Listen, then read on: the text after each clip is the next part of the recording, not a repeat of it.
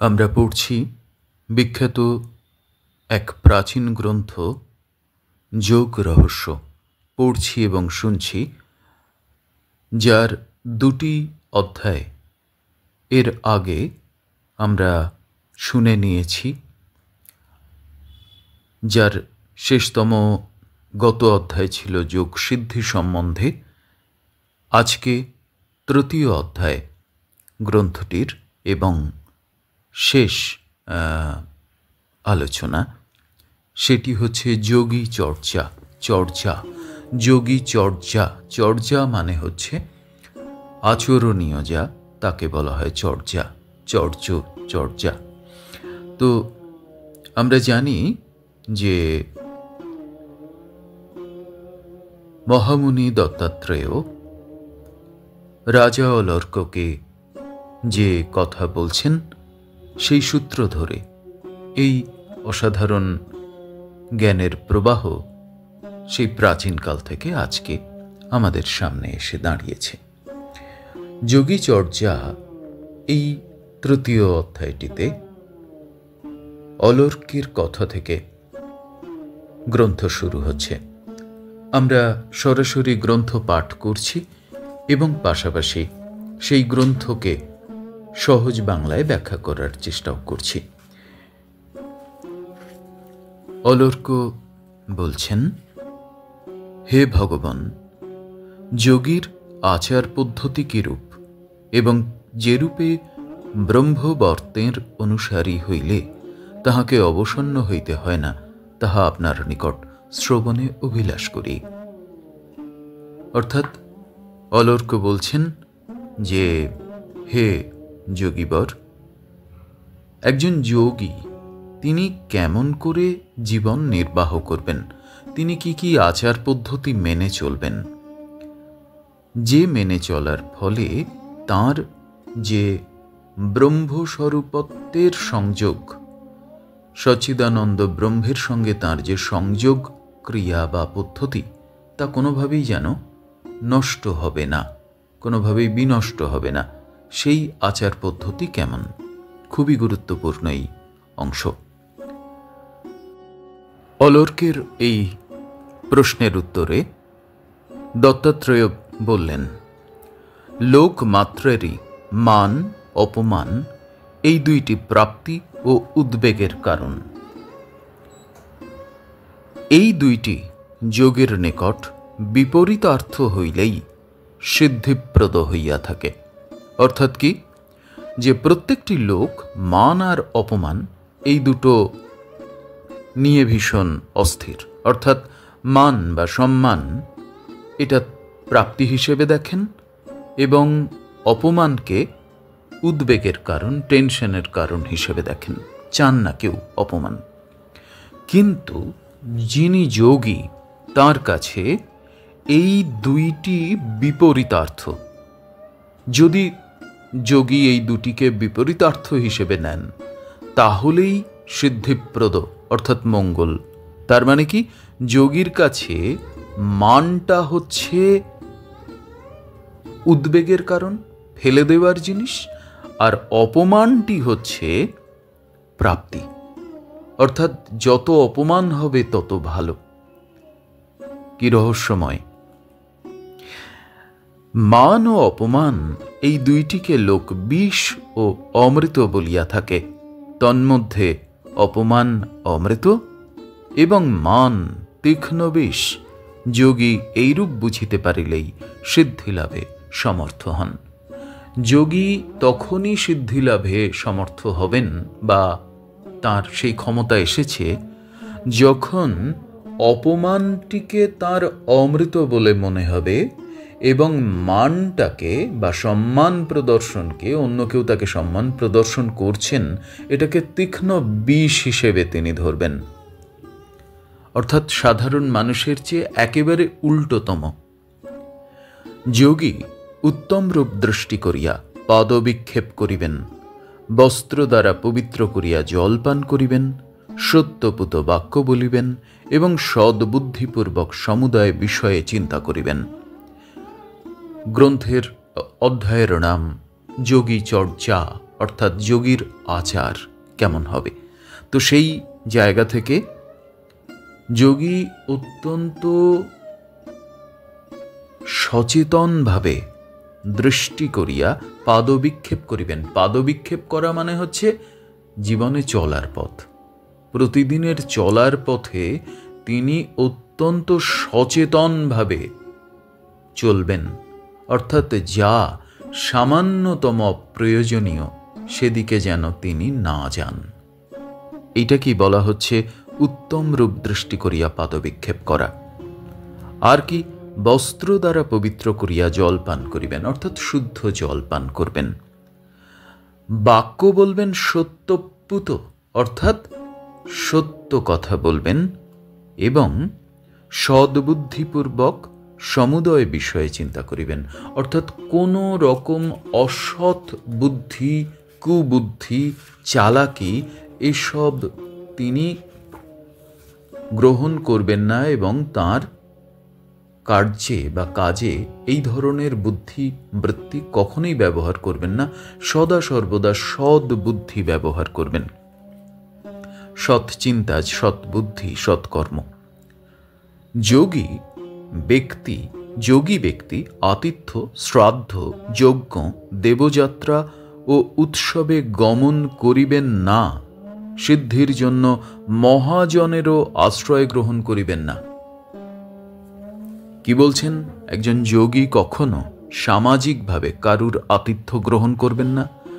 শ্রাদ্ধ অনুষ্ঠান, যজ্ঞ অনুষ্ঠান, যে কোনো প্রতিষ্ঠা বা দেবযাত্রা বা উৎসব এমন কোথাও তিনি যাবেন না।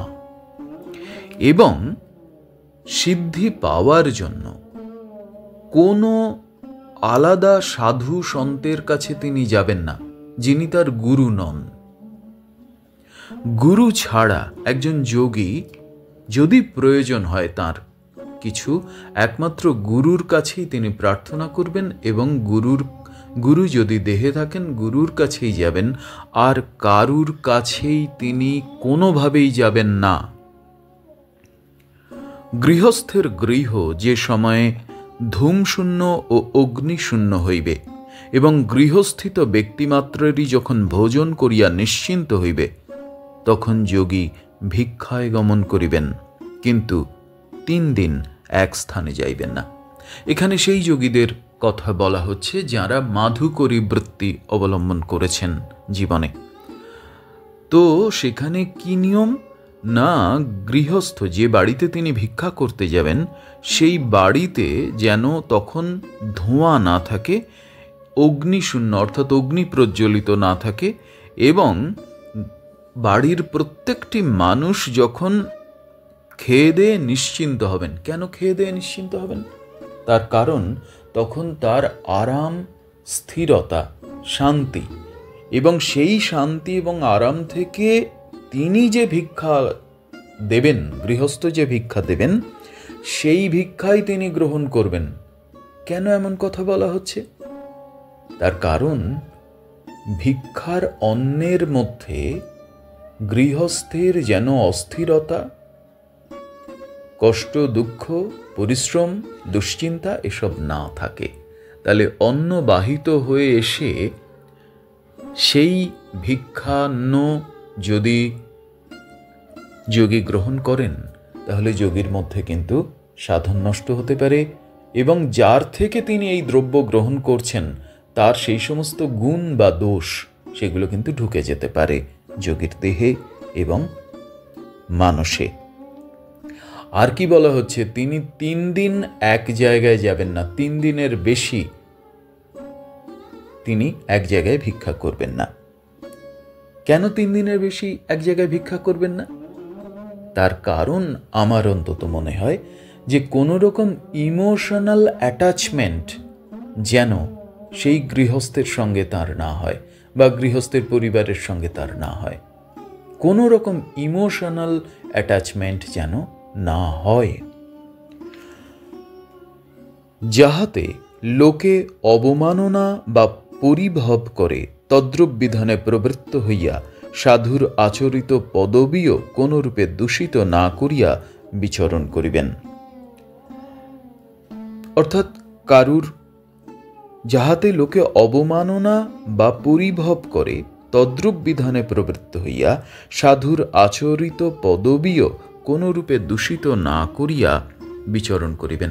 অর্থাৎ আশপাশের মানুষ তার সাথে মিশতে মিশতে তিনি যেন তাঁর নিজ গুণ কোনোভাবেই, তাঁর আচরিত যা নিয়মকানুন তা যেন কোনোভাবেই তিনি ভুলে না যান, সেইভাবেই দূষিত না করেন, মানে ভুলে না যান, সেইভাবেই তাকে চলতে হবে।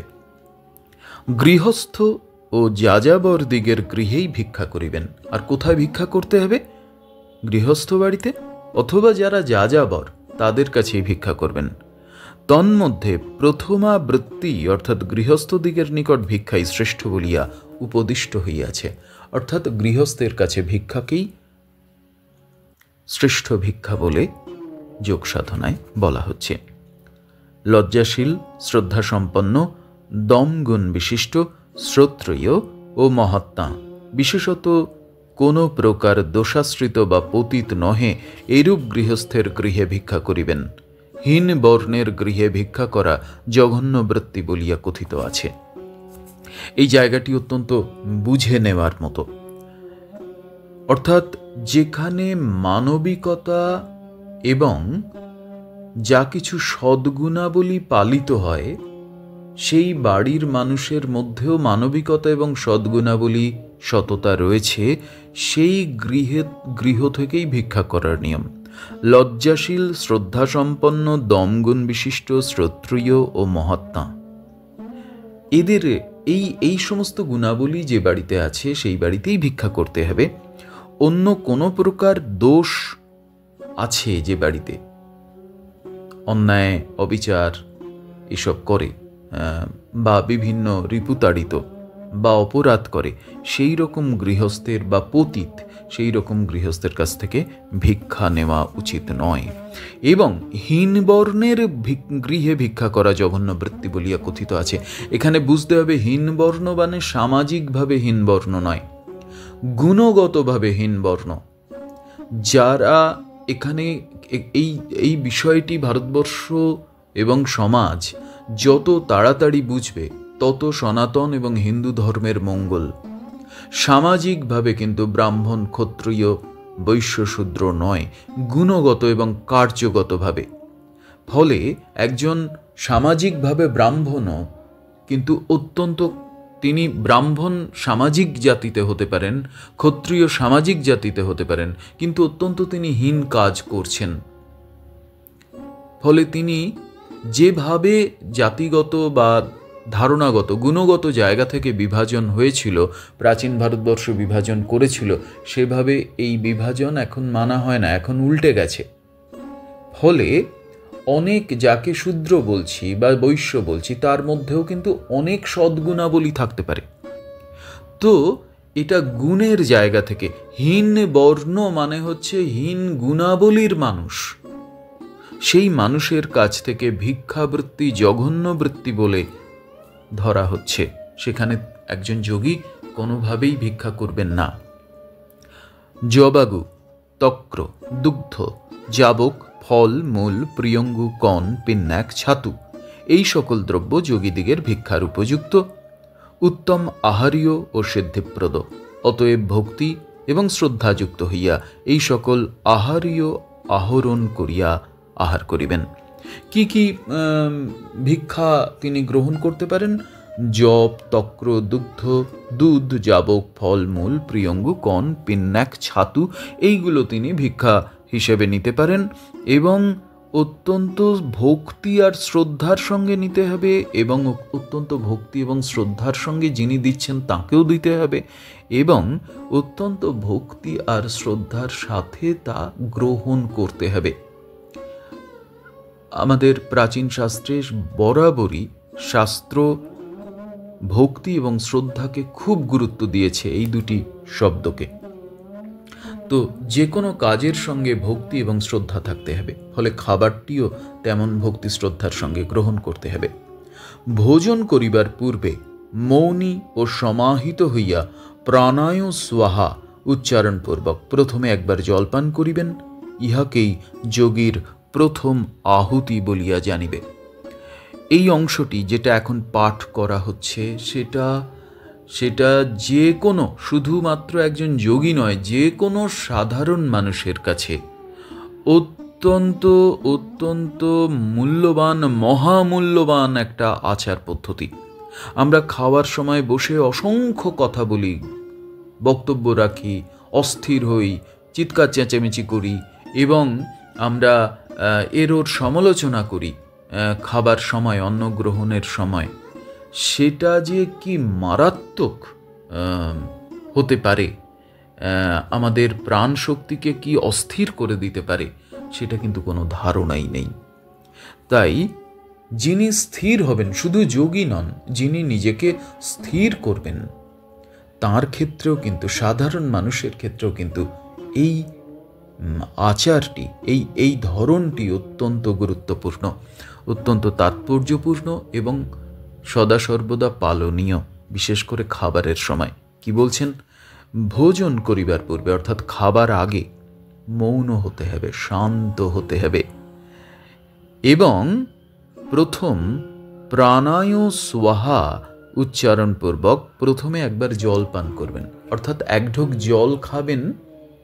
খেয়ে তিনি বলবেন, তার আগে, জলপানের আগে বলবেন প্রাণায় সুহা। প্রাণায় সুহা মানে প্রাণবায়ু, অর্থাৎ হৃদয়ে যেটা থাকে, যে প্রাণবায়ু, যে প্রাণবায়ুতে আমি বেঁচে আছি, সেই প্রাণায় সুহা এই বলে তিনি এক ঢোক জল খাবেন। এটাকেই বলা হচ্ছে যোগীর প্রথম আহুতি, অর্থাৎ প্রথমা আহুতি। এরকম অনেকগুলো আহুতি দিতে হয় খাওয়ার আগে। ভাবা যায় কি আশ্চর্য শ্রদ্ধার সঙ্গে এবং স্থিরতার সঙ্গে অন্ন গ্রহণ করার কথা বলা হচ্ছে। তদনন্তর যথাক্রমে অপানায় সোহা, সমানায় সোহা, উদানায় সোহা, ব্যানায় সোহা বলিয়া দ্বিতীয়, তৃতীয়, চতুর্থ ও পঞ্চম আহুতি দিতে হবে। তাহলে কি প্রথম দিতে হবে প্রাণায় সোহা, তারপরে দ্বিতীয় হচ্ছে অপানায় সোহা, তৃতীয় হচ্ছে সমানায় সোহা, উদানায় সোহা চতুর্থ এবং পঞ্চম ব্যানায় সোহা। এইভাবে 5 বার আহুতি দিতে হবে অল্প অল্প জল খেয়ে। প্রত্যেকবার বলে একটু করে জল খেয়ে 5 বার পঞ্চম আহুতি দিতে হবে।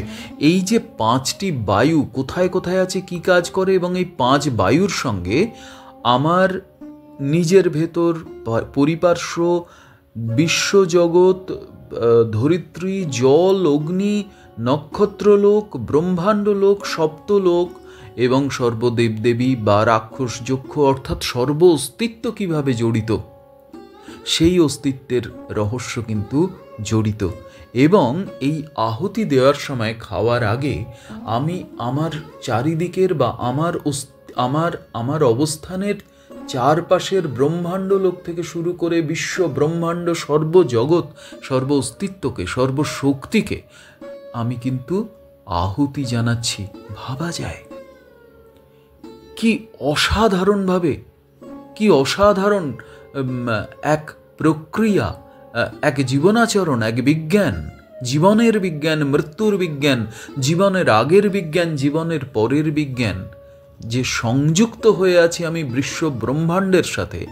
এই চেতনা একমাত্র প্রাচীন ভারতবর্ষ জানতে পেরেছিল, বুঝতে পেরেছিল এবং সেই শিক্ষাকে আমাদের সামনে খুলে দিয়ে গেছে। আমরা দুর্ভাগা, আমরা অজ্ঞানী যে আমরা তাকে পালন করতে পারিনি। আমরা শুধুমাত্র কিছু কুসংস্কারে আবদ্ধ হয়ে গেছি, নিজেরা বিচ্ছিন্ন হয়েছি, নিজেরা নিজেদের ধর্ম ভুলে গেছি, নিজেরা নিজেদের আচরণীয় পালনীয় কর্তব্য ভুলে গেছি, নিজের সম্পর্কে, জগৎ সম্পর্কে, সমাজ সম্পর্কে, দেশ সম্পর্কে। তো এই জায়গাটি যদি কোনোদিন সম্ভব হয়, আমি নিশ্চয়ই ব্যাখ্যা করব যে এই পঞ্চবায়ুতে আহুতি দিলে কোথায় কোথায় আহুতি হয়, কাদের সঙ্গে সংযুক্তি হয়, সেটা পরে কখনো হবে। কিন্তু একজন যোগী কিভাবে খাবেন, খাওয়ার আগে কি করবেন, সেটা এখানে এভাবে বলা। অনন্তর প্রাণায়াম দ্বারা পৃথক করিয়া ইচ্ছা অনুসারে শেষ ভোজন করিবেন, পুনর্বার একবার জল পান করিয়া হৃদয় স্পর্শ করিবেন।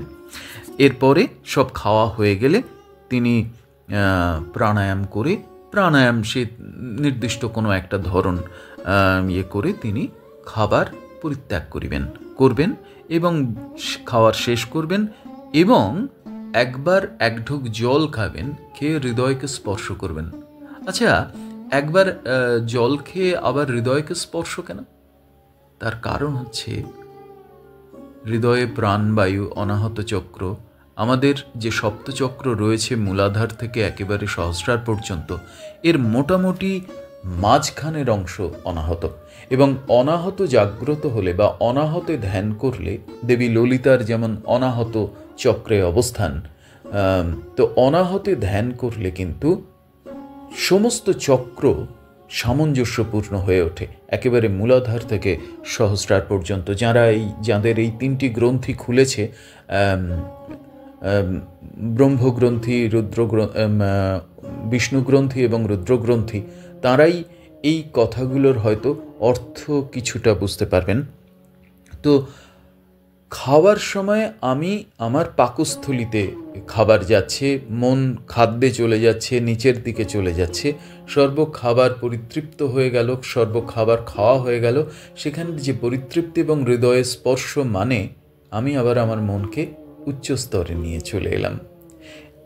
এই বিজ্ঞানকে যদি আমরা মান্যতা দিতে পারি, সেটা আমাদের জীবনাচরণে, প্রতিদিনের জীবনাচরণে আমরা প্রত্যেকেই কিন্তু প্রতি মুহূর্ত সেই বিরাট অনন্তের সঙ্গে সংযুক্ত হতে পারি। তারপরের অংশে যাওয়া যাক। অচৌর্য, ব্রহ্মচর্য, ত্যাগ, অলোভ ও অহিংসা, এই পাঁচটি ভিক্ষুকদিগের ব্রত। আর অক্রোধ, গুরু শুশ্রূষা, শৌচ, আহার লাঘব এবং প্রত্যহ বেদপাঠ, এই পাঁচটি তাহাদের নিয়ম বলিয়া কথিত হয়। কি কি? ভিক্ষুকদিগের অর্থাৎ যোগী যারা ভিক্ষা করে খাচ্ছেন তাদের কি কি? এটা শুধু ভিক্ষা করে যারা খাচ্ছেন কেন, যে কোনো মানুষেরই এইগুলো পালনীয় হতে পারে, তাহলে তাঁরা কিন্তু আরো উচ্চতম আনন্দকে অনুভব করবেন জীবনে, উচ্চতর শক্তির উচ্চতর অবস্থানে তিনি সংযুক্ত হতে পারবেন। কি? অচৌর্য, অচৌর্য মানে হচ্ছে আমি চুরি করব না। ব্রহ্মচর্য, অর্থাৎ ব্রহ্মচর্য মানে একেবারেই শুধুমাত্র বীর্য ধারণ তা কিন্তু নয়, ব্রহ্মচর্য মানে অকারণে বীর্য ত্যাগ নয়, এবং ব্রহ্মচর্য মানে শুধু বীর্য ধারণ নয়, বীর্য শব্দটির সঙ্গে এর একটা সংযুক্তি এবং একেবারে সদা সর্বদা এটা সংযোগ করে দেওয়ার একটা চেষ্টা চলে। কিন্তু ব্রহ্মচর্য মানে হচ্ছে পরম ব্রহ্মকে লাভ করার জন্য যে সমস্ত আচার বা আচরণীয় কর্তব্য, তাকে আমরা ব্রহ্মচর্য বলবো। চর্য শব্দে হচ্ছে আচরণীয়, আর ব্রহ্ম হচ্ছে সচ্চিদানন্দ পরম ব্রহ্ম। তো ব্রহ্মচর্য ত্যাগ, ত্যাগ কি করব না, ত্যাগ করব আমার যা কিছু চতুরতা, আমার যা কিছু বিশেষ করে অহং, আমার যা কিছু খারাপ আমার ভেতরে, তাকে ত্যাগ করা এবং অতিরিক্ত কিছু গ্রহণ না করা। যা অপ্রয়োজনীয় তা আমি গ্রহণ করব না, সে খাদ্য হোক, পোশাক হোক, সমস্ত কিছুই। অলোভ, অর্থাৎ কোনো কিছুর উপরে আমি লোভ করব না, এবং অহিংসা, কাউকে অকারণে হিংসা করব না।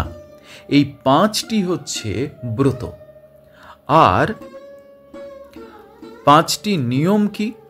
পাঁচটি নিয়ম হলো অক্রোধ, অর্থাৎ আমি কারোর উপরে রাগ করব না। গুরু শুশ্রূষা, শাস্ত্রে এই শব্দটিকে এত উচ্চ স্থানে রাখা হয়েছে, তার কারণ অনেক কিছু, এত কাণ্ড করা, এত সাধন, যদি গুরু সেই পর্যায়ের হন, গুরু এমনি এমনি সেই সাধন দিয়ে দিতে পারেন শিষ্যের ভেতরে, যদি শিষ্যের আধার তৈরি থাকে। তো গুরু শুশ্রূষা অর্থাৎ গুরু সেবা। শৌচ অর্থাৎ শৌচ মানে হচ্ছে যা কিছু শুদ্ধতা, সেগুলোকে রক্ষা করা। আহার লাঘব, অতিরিক্ত আহার না করা, অতিরিক্ত খাওয়া না খাওয়া, এবং প্রত্যহ বেদপাঠ। বেদপাঠ এখানে বলা হচ্ছে এই কারণ এগুলো সরাসরি বেদ থেকে বা বেদ জাত, একেবারে প্রাচীন গ্রন্থ থেকে জাত বলে যে কোনো শাস্ত্র পাঠ যা গুরু নির্দেশিত তা তিনি করতে পারেন। এই 5টি কিন্তু নিয়ম, প্রত্যহের নিয়ম, প্রতিদিনেরও নিয়ম। যাহা সকলের সারভূত ও কার্য সাধক তাদৃশ্য জ্ঞানেরই চর্চা করিবেন। অর্থাৎ যা সকলের সারভূত, সারভূত মানে এই জগৎ সংসারের সার যিনি, যে জ্ঞানের মধ্যে আছে, সেই জ্ঞান বা সেই বই তিনি পড়তে পারেন। ও কার্য সাধক এবং সর্বকার্যের সাধক। সর্বকার্যের সাধক মানে কি? সমস্ত কাজ আমরা কেন করছি? সমস্ত কাজ করছি তো আনন্দের জন্য। তো সেই চিরকালীন আনন্দকে খুঁজে পাওয়াই তো প্রতিটি মানুষের ইচ্ছে এবং আকাঙ্ক্ষা। সাধক সেই চিরকালীন, প্রত্যেকটা মানুষ চিরকালীন আনন্দ বলতে কি সেটা বুঝতে পারেন না, এই জন্যে প্রতিনিয়ত দ্রব্যে, ব্যক্তিতে, রমণে, ভোজনে, এইগুলোতে আনন্দ খোঁজেন এবং তা সেই মুহূর্তে হয়ে গেল, আবার পরের মুহূর্তে দুঃখে পড়ে যান।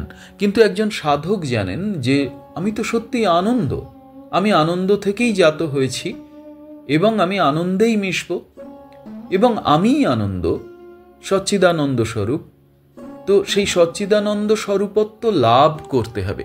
কি করে লাভ করতে হবে? সেইটি সাধনা, প্রতিদিনের নিয়ম কানুন, এত কিছু কথা তার জন্যই। তো বলছেন তারপরে, কেননা জ্ঞানের বহুত্ব অর্থাৎ নানা প্রকার জ্ঞানের আলোচনায় প্রবৃত্ত হইলে যোগের বিঘ্ন ঘটিয়া থাকে। এখানে কিন্তু প্রথম অবস্থায় প্রচুর পড়াশুনোর কথা বলা, যে কেউ প্রচুর পড়াশুনো করতে পারেন, কিন্তু যিনি সহস্রারে পৌঁছেছেন 3টে গ্রন্থি ভেদ করে, যার যোগসিদ্ধি এসে গেছে এবং তিনি কিন্তু ইচ্ছে মাত্রে ধ্যানে প্রবেশ করতে পারেন এবং ইচ্ছে মাত্রে পরমের সঙ্গে সংযুক্ত থাকতে পারেন, তার কিন্তু আর অতিরিক্ত বইপত্র পড়া উচিত নয়। তার কারণ হচ্ছে বিভিন্ন দিকে তার মন চলে যেতে পারে। তাই বলছে, নানা প্রকার জ্ঞানের আলোচনায় প্রবৃত্ত হইলে যোগের বিঘ্ন ঘটিয়া থাকে। যিনি ইহা জ্ঞেয় করিয়া উৎসুক হইয়া বিচরণ করেন, তিনি সহস্রকল্পে প্রকৃত জ্ঞেয় পদার্থ লাভ করিতে সমর্থ হন না। অর্থাৎ বলছেন যে এই পরম সচ্চিদানন্দই লভ্য, এটা জেনেও যিনি বিভিন্ন দিকে ঘুরে ঘুরে বেড়ান বা বিভিন্ন দিকে তিনি ধ্যানে প্রবেশ করার পরেও বিভিন্ন দিকে নিজের মনকে এবং কর্মকে বিক্ষিপ্ত করে দেন, তার সম্পর্কে কিন্তু একটু কঠিন কথাই বলা হচ্ছে যে তিনি সহস্রকল্পেও প্রকৃত জ্ঞেয় পদার্থ লাভ করিতে সমর্থ হন না। জ্ঞেয় পদার্থ কি? যা জ্ঞান তাকেই লাভ করা। তো কি জ্ঞান? না সচ্চিদানন্দ পরম ব্রহ্মজ্ঞানই তো জ্ঞেয়, আর তো কিছু জানার নেই, বাকি সব অজ্ঞান। একমাত্র যারা অদ্বৈতে আছেন তারা বলবেন আত্মজ্ঞান, ব্রহ্মজ্ঞান বা আমার নিজের জ্ঞান, আত্মপরিচয়, সেইটাকে পাওয়াই জ্ঞেয় পদার্থ। আর যিনি দ্বৈতে আছেন তিনি বলবেন ঈশ্বরকে পাওয়াই জ্ঞেয় পদার্থ, এছাড়া বাকি সব অজ্ঞান। তারপরে আবার পড়া যাক, ক্রোধ জয়, ইন্দ্রিয় সংযম ও আহার লাঘব করিয়া বুদ্ধিপূর্বক দ্বার বিধান করত মনকে ধ্যানে নিয়োজিত করিবেন। কি করবেন একজন সাধক, একজন যোগী? সঙ্গত্যাগ। কিসের সঙ্গত্যাগ? যা অপ্রয়োজনীয় সঙ্গ। একজন যোগী যিনি, তিনি প্রাচীনকালের কথা যদি বলি, তিনি সমাজ, কর্ম, সংসার তো তার ছিলই না বা ছিল, সেগুলো ত্যাগ করে তিনি যোগ করবেন, সঙ্গ ত্যাগ করবেন। এখানে যারা এই সময়ে দাঁড়িয়ে পরম ব্রহ্মের সঙ্গে বা পরম সত্তার সঙ্গে সংযুক্ত হওয়ার চেষ্টা করছেন, তারা কি করবেন? তারা তো সব ছেড়ে ছুড়ে চলে যেতে পারবেন না, সর্বসঙ্গ ত্যাগ করে চলে যেতে পারবেন না। তাহলে কি করণীয়? না করণীয় এটাই যে সঙ্গ আমার প্রয়োজন নেই সেই সঙ্গকে আমি ত্যাগ করলাম। অর্থাৎ যেটুকু প্রয়োজন সেগুলো তো আমাকে করতেই হবে, কারণ কর্মবন্ধনে আমরা আছি, এই অবস্থার মধ্যে আছি। এই অবস্থা অনেক কালের আমার কর্মের ফলে সৃষ্টি হয়েছে, ফলে যা অনেক দিন ধরে সৃষ্টি হয়েছে তা যেতে তো অনেক দিনই লাগবে। হ্যাঁ, তো সেক্ষেত্রে সঙ্গ ত্যাগ মানে বলা হচ্ছে এই মুহূর্তে সকলের সঙ্গ ত্যাগ নয়, এখনকার সময়ের ব্যাখ্যা হিসেবে বলছি যে সঙ্গ আমার প্রয়োজন নেই সেই সঙ্গকে আমি ত্যাগ করছি। তাতে যার যতই খারাপ লাগুক বা হোক, বিরক্তি হোক, সঙ্গ আমার প্রয়োজন নেই যে সঙ্গ, সেই সঙ্গগুলোকে আমি ত্যাগ করছি। ক্রোধ জয়, অর্থাৎ আমি রাগ করব না, এই চেষ্টাটা অন্তত করা উচিত। ক্রোধ জয় করতে হবে। ইন্দ্রিয় সংযম, যে ইন্দ্রিয়গুলো দ্বারা আমরা চালিত হই সেই ইন্দ্রিয় যতটা সম্ভব সংযম করতে হবে। আহার লাঘব, অতিরিক্ত খাওয়া নয়, অতিরিক্ত খাওয়া ত্যাগ করে, অর্থাৎ যেটুকু প্রয়োজন সেই এইগুলোকে মান্যতা দিয়ে বুদ্ধিপূর্বক দ্বার বিধান করত। বুদ্ধিপূর্বক অর্থাৎ খুব সচেতনভাবে আমি দরজা দিয়ে দিলাম আমার চারদিকে, যে এর বাইরে যেটুকু প্রয়োজন তার বাইরে আমি যাব না, এবং বাইরে থেকে আমার ভেতরে আমি কিছু ঢুকতে দেব না, এই আমি দরজা বন্ধ করে দিলাম। এইভাবে মনকে ধ্যানে নিয়োজিত করবেন। জনশূন্য প্রদেশ, বন ও গুহা আশ্রয়পূর্বক সমাহিত যোগী সর্বদা সম্যক রূপে ধ্যানে চিত্তনিবেশ করিবেন।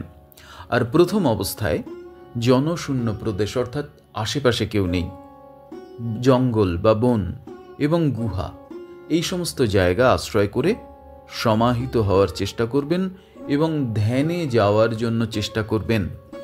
তো যারা ধ্যানে প্রবেশ করে গেছেন তাদের কাছে এগুলো আর গুরুত্বপূর্ণ নয়। তারা যে কোনো জায়গায়, তারা যে কোনো উদ্দীপনে ধ্যানে প্রবেশ করতে পারেন। তবে কিছু কিছু জায়গায় ধ্যান করা উচিত নয়, এই গ্রন্থের প্রথম অধ্যায়ে সেগুলো নিয়ে আলোচনা করা হয়েছে, সেগুলো একটু শুনে নেওয়া যেতে পারে, শুনে নেবেন যারা উৎসুক মানুষ। বাগদণ্ড, কর্মদণ্ড ও মনোদণ্ড, এই দণ্ডত্রয় যে যোগী আয়ত্ত হইয়াছে তিনি ত্রিদণ্ডী এবং তিনি মহাজ্যোতি।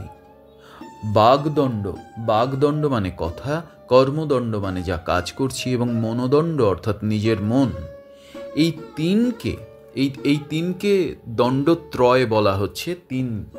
এই তিন যার কাছে আয়ত্ত হয়েছে, অর্থাৎ যিনি সংযমী হয়েছেন বাকে, যিনি কর্মে নিরাসক্ত হয়ে কাজ করছেন, অর্থাৎ আসক্ত হয়ে প্রবৃত্তির বশে কর্ম করছেন না, অর্থাৎ কর্ম করা এবং কর্মফল না নেওয়া এই ধরনটা যার আয়ত্ত হয়েছে, এবং নিজের মনকে যিনি নিয়ন্ত্রণ করতে পেরেছেন, তিনি ত্রিদণ্ডী এবং তিনি মহামতি। হে নৃপ, এই স্থাবর জঙ্গমাত্মক গুণাগুণময় নিখিল সংসার যিনি আত্মময় দেখেন, তাহার প্রিয়ই বাকে অপ্রিয়ই বাকে, অর্থাৎ যোগী যিনি সিদ্ধি লাভ করেছেন বা উচ্চতম সেই স্বয়ং সচ্চিদানন্দের ঘরে প্রায় পৌঁছে গিয়েছেন বা তাকে ছুঁয়ে আছেন, যোগযুক্ত হয়েছেন, তার কাছে প্রিয় অপ্রিয় বলে আর কিছু নেই। কারণ সকলেই এই নিখিল গুণাগুণ, এই সর্বসংসার এবং গুণাগুণময় এই স্থাবর জঙ্গম, অর্থাৎ যা আমার কাছে জড়ো হয়ে আছে এবং যা চলছে আমার সামনে, সবই তো তিনি নিজেই। আত্মস্বরূপত্ব, এই জগৎ সংসারে তিনি নিজেকেই দেখেন, নিজের ভেতরেই সেই জগৎ সংসার। এই জায়গায় যিনি গেছেন তার প্রিয়ই কে অপ্রিয়ই বা কে। কিন্তু এইখানে কিন্তু ঠিক একটু আগেই যে কথা বলা হলো যে অমুক সঙ্গ ত্যাগ করা, ক্রোধ জয়, ইন্দ্রিয় সংযম, এই সবগুলো, বা কোথা থেকে ভিক্ষা করা হবে কোথা থেকে ভিক্ষা করা হবে না, এইগুলো কিন্তু না বুঝতে পারলে এই অংশের সঙ্গে ওই অংশটা স্ববিরোধিতা মনে হতে পারে। অর্থাৎ যিনি পরম ব্রহ্মর্ষি হয়েছেন বা পরম ব্রহ্মজ্ঞানের অবস্থায় পৌঁছে গেছেন বা পরম ব্রহ্মের সঙ্গে সংযুক্ত হয়েছেন, তার কাছে জগৎ সংসারে বিচারের আর কিছু নেই। কিন্তু যিনি হননি, তার কাছে সদা সর্বদা বিচার্য যে কোনটা দরকার আর কোনটা দরকার নেই। যাহার চিত্ত বিশুদ্ধ, লোষ্ট্র কাঞ্চনে সমজ্ঞান, এবং যিনি সর্বভূতে সমাহিত হইয়া সকলের আধার স্থানীয় নিত্য অব্যয় ব্রহ্মে বিরাজ করেন, তাহাকে পুনর্বার আর জন্মগ্রহণ করিতে হয় না। কে আর আবার জন্মগ্রহণ করেন না? যার চিত্ত বিশুদ্ধ হয়ে গেছে, যার কাছে সোনা আর কাদা দুটোই সমান, যিনি সর্বভূতে সদা সর্বদা সমাহিত এবং সকলের আধার স্থানীয়। আধার মানে হচ্ছে যা ধারণ করে, অর্থাৎ সবই তিনি, সবাইকেই তিনি গ্রহণ করতে পারেন এবং তিনি সদা সর্বদা নিত্য জ্ঞানে, নিত্য যে আনন্দময় প্রকাশ বা নিত্য যে জ্ঞান, সেই জ্ঞানে তিনি বিরাজ করছেন। যে অব্যয়, অর্থাৎ যার ক্ষয় নেই, যার ব্যয় নেই, সেই ব্রহ্ম জ্ঞানে যিনি বিরাজ করছেন, তার কিন্তু আর পুনরায় জন্ম হয় না। বেদ ও সর্ববিধ যজ্ঞ সর্বাপেক্ষা শ্রেষ্ঠ। এবারে বলা যেতে পারে সেই হীরের খণ্ডের মতো মহা খুব বড় হীরের খণ্ড যে অমূল্য, সেই হীরের খণ্ডের মতো এক অপরিসীম জ্ঞান, সেই জ্ঞান প্রকাশ পাচ্ছে। খুব মন দিয়ে শোনার, বেদ ও সর্ববিধ যজ্ঞ সর্বাপেক্ষা শ্রেষ্ঠ, অর্থাৎ সাধারণ কাজের চেয়ে সবচেয়ে তার চেয়ে কি শ্রেষ্ঠ না বেদ পাঠ এবং যজ্ঞ করা। সেই যজ্ঞ অপেক্ষা জপ শ্রেষ্ঠ, অর্থাৎ বেদ পাঠ এবং যজ্ঞ থেকে জপ শ্রেষ্ঠ। জপ অপেক্ষা জ্ঞান মার্গ শ্রেষ্ঠ, আর জপের থেকে জ্ঞান মার্গ অর্থাৎ বিচার করে করে এগোনো, সেই জ্ঞান পথে যিনি আছেন তিনি শ্রেষ্ঠ। আর জ্ঞান মার্গ অপেক্ষা যাহাতে সঙ্গ ও রাগ এই উভয়ের সম্পর্ক নাই, সেই ধ্যানই শ্রেষ্ঠ। আর সর্বশ্রেষ্ঠ কি? জ্ঞানেরও শ্রেষ্ঠ কি? ধ্যান। অর্থাৎ জ্ঞানে সঙ্গ আছে, আলোচনা আছে, রাগ আছে, অনুরাগ আছে, বিরাগ আছে, গ্রহণ আছে, বর্জন আছে, কিন্তু ধ্যানে এসবের কোনো সম্পর্ক নেই। তাই জ্ঞানের চেয়ে ধ্যান যোগ শ্রেষ্ঠ। তার মানে এই পৃথিবীতে যত যোগ আছে, তার মধ্যে যত পথ আছে, তার মধ্যে যত মার্গ দর্শন আছে, তার মধ্যে একমাত্র ধ্যান মার্গই শ্রেষ্ঠতম। তাই যিনি ধ্যানে প্রবেশ করতে পেরেছেন, তার আর কিচ্ছুটি লাগবে না। এই ধ্যান আয়ত্ত হইলে, সেই কথাটাই বলা হচ্ছে এবার, এই ধ্যান আয়ত্ত হইলে নিত্যস্বরূপ ব্রহ্মের উপলব্ধি হইয়া থাকে। একমাত্র ধ্যানের মধ্য দিয়েই যোগী ব্রহ্মের সারূপ্য লাভ করেন বা ব্রহ্মস্বরূপত্ব লাভ করেন বা ব্রহ্মজ্ঞান তার হয়।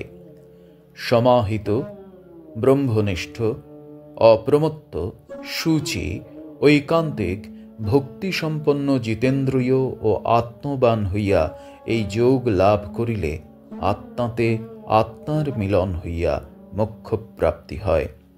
অর্থাৎ যিনি সমাহিত, যিনি ব্রহ্মনিষ্ঠ, অর্থাৎ সদা সর্বদা আমি ব্রহ্মকে চাই, সচ্চিদানন্দ ব্রহ্ম পরম জ্ঞানকে চাই।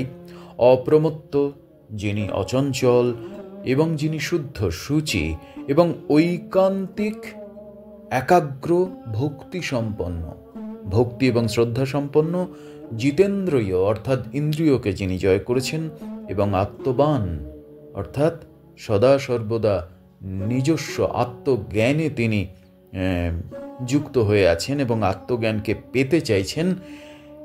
সেই যোগ যিনি পেতে চাইছেন, তিনি কিন্তু এই যোগ লাভ করতে পারেন এবং আত্মাতে তার আত্মার মিলন হয়। আত্মাতে আত্মার মিলন মানে তিনি তার সাথে এই পরমাত্মার মিলন হয়, এবং সেই মিলন হলে তবেই কিন্তু মোক্ষ প্রাপ্তি সম্ভব, অর্থাৎ পরম জ্ঞান প্রাপ্তি সম্ভব। আর এই মোক্ষ প্রাপ্তি হলে তার আর কোনো জন্ম মৃত্যুর বন্ধনে আসতে হবে না, কারণ তখন তিনি স্বয়ং ঈশ্বর।